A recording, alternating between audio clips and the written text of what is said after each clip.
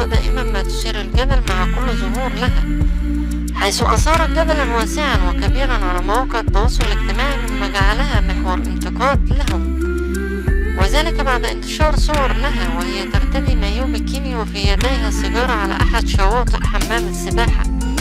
خلال الساعات الماضية انتشرت عدة صور لمنى عرفة وهي ترتدي مايو ساخن مع سيجارة في يديها، الأمر الذي سبب صدمة كبيرة لرواد السوشيال ميديا. وكانت منى عرفة أثارت الجدل خلال الفترة الماضية بسبب صورها مع علي غزلان، الأمر الذي جعل رواد التواصل الاجتماعي يتوقعون أن هناك علاقة حب تربطهما. وتشارك منى في هذه الأيام في فيلم شريط 6 من بطولة خالد الصاوي، والجاري تصويره حاليا، ويشارك في بطولته مجموعة كبيرة من الفنانين